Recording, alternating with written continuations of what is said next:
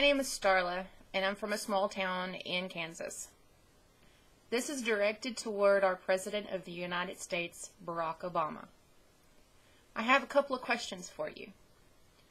My first question is, if billions of people are complaining and talking about our fiscal economy and our soldiers, why are you not listening? Why is it that you always have to come up with the reply that you have to talk to your advisors, or no comment, or you answer a question that's not really an answer? It just makes more questions for us. Aren't we the one that puts you in office? Isn't it the world or the Americans that put you there? Well, why can't you do exactly what you need to do for the people? Isn't that part of your pledge when you go in office? Is that you will protect the people, you will look out for them, you will be almost like a father figure, because you're the most important man on this earth right now. You take care of a nation that is so hurting and screaming right now for you to listen. So why can't you listen? Make a simple decision and stick with it. Why do we always hear controversial answers and things coming from the White House? You were a simple man yourself once before you got into office. You were just like us. You struggled to make it up. You made it up, and then you are like some people that get up there and you look down on the other small people and you no longer care. We're screaming to you. We're yelling at you. And you're trying to pass bills that are going to hurt us. The people that put you there, in that chair, in that Oval Office. Bring all of our boys home. We don't need to fight any more wars, except the wars here in our home front. Our boys need to be with their family. Boys and girls, should I say. But that doesn't seem to bother you. Or if it does, you don't let us know. That's what we want to hear. That's what we're screaming at you for. Gun controls? Please. There are people that are walking the streets that are ex-felons and criminals and murderers and rapists. Have you heard the news about in Houston where they let 11 rapists go? Why? Probably because the prisons are overcrowded. Maybe you need to let the people go that deserve the parole, that have shown that they can do better, that have actually done the vocational classes and stuff, to better themselves in there, that maybe they can get out in the civilized community and do better. That's not the case, though, is it? I don't think that you should be in that Oval Office. I don't think that you should be in that chair. I think the last 4 or 5 presidents that we've had are just like you. Inconsiderate, no compassion, and an attitude of you just don't care. Give us a straight answer to our questions. We're blunt with you. Be blunt with us. Be the president that we put in office. Yeah, you have a lot of rumors in the rumor mill. And the skull talk, or whatever you want to call it. And I'm just a simple country girl, almost living in poverty. We barely survive, but my husband has a good job. Think about what you're doing to everyone. Everyone can't be wrong. And they're all saying the same thing.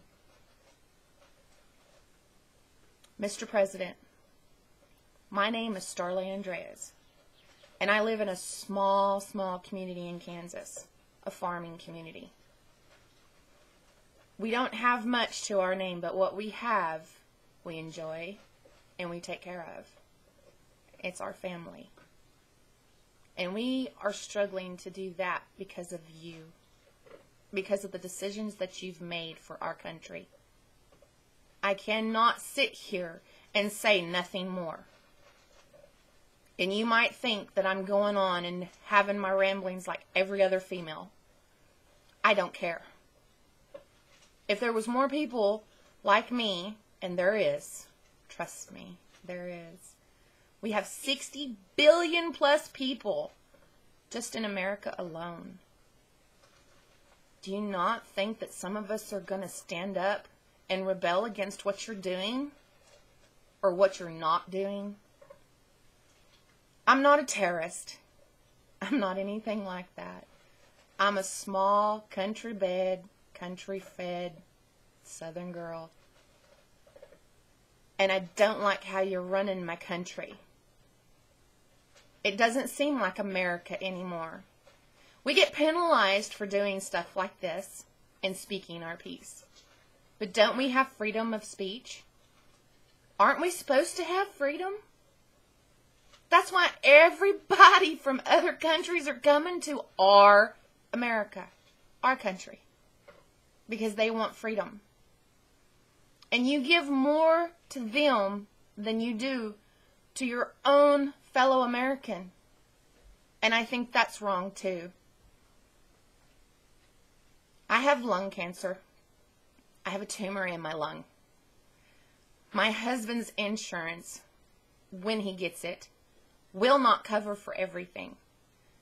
But I am on the borderline, so that therefore I can't receive help because we still meet that criteria.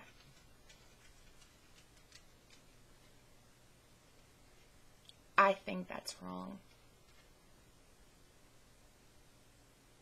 And I know if you have any compassion or any common sense, not just on my story, but on others that are like me, you'd listen and you would try to find a way, since you are the President of the United States, to help us instead of hurt us.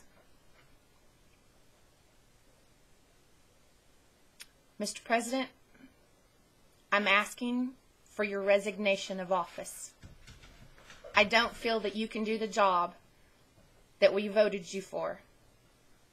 We get no answers to our questions. We get no comment about our soldiers across the seas. And we get no comment on things that really matter to us.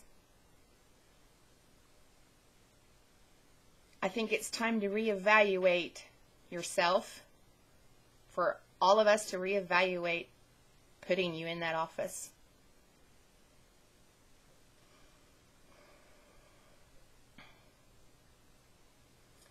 You know, on Facebook, they say a lot of things. People post a lot of things.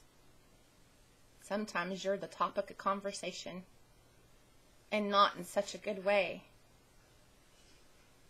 You know, they say we are to leave this planet to our children.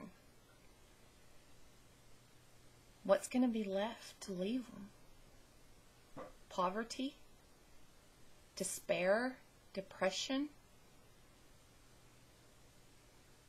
No. We cannot let it happen. My name is Starley Andreas, and I am simply asking the President of the United States, what are you going to do for our country? Are you going to make it harder for us? Or are you going to actually do something while you're in office this term that's going to better the America? Thank you.